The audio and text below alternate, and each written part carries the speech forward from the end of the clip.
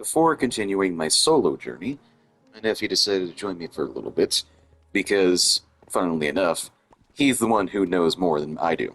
Well, like I said before, it has been a while since I've played. Not only have I forgotten stuff, a lot of things have changed. Did you know that you could take some logs of a tree and a wooden weapon, mix them together in the furnace, and then make charcoal? Brilliant! Eventually, we found ourselves in one of these caves looking for diamonds. Ended up finding plenty of other veins: coal, iron, lapis, redstone. You name it, we found it. Except for diamonds. And then I ended up taking a bad fall. Oops, too bad. Bye.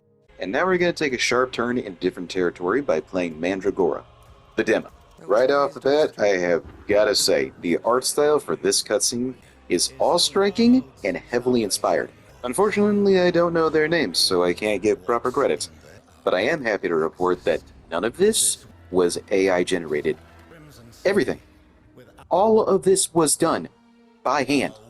And it carries over to the character portraits when you're playing the game.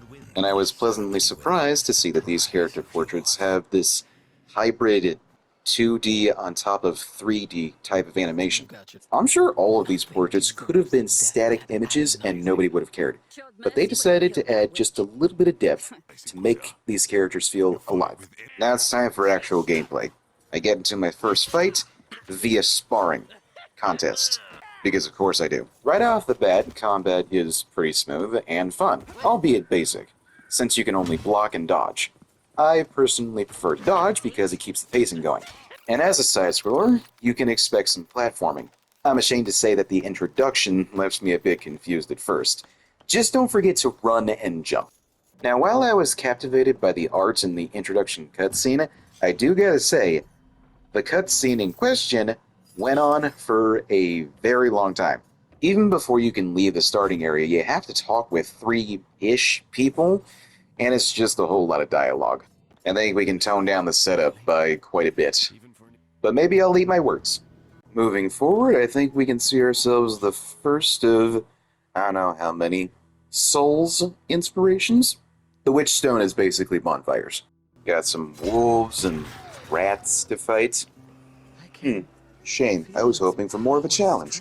Look down with the right analog stick, and you can go down by crouching and then pressing X, even though X is the jump button.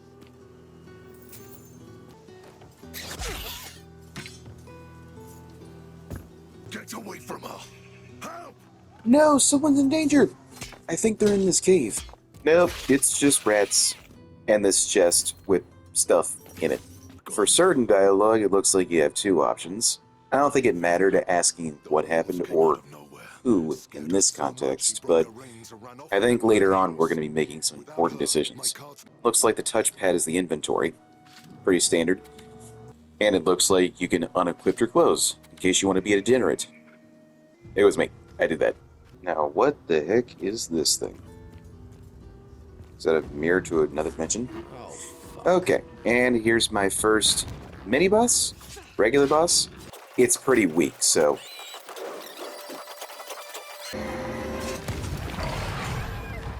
And I think now that we've killed our first boss, we can finally level up at Witchstones. Find this guy again. Apparently we can buy, sell, craft, whatever you want. Press start and pick glossary to look up some information. I probably won't use it, but it might be useful. You can also fast travel using Witch's Stones. Great, I was hoping so. I don't want to get stuck. Now, unlike Souls games, other than being a side-scrolling platformer, we also have human enemies. Some common bandits. Eventually found my way into the sewers, because there's always got to be a sewers. Fought a giant rat twice, and you know what? I think that's enough for now. This game looks great, plays great. I think I'm interested in playing it all the way through. You know, after Sony backtracks on that stupid decision that they made recently. We all know why you guys are really doing this. We want to own our games, please. If I'm not allowed to own my Sony games, then I'm switching to Xbox. And I suggest that we all do the same.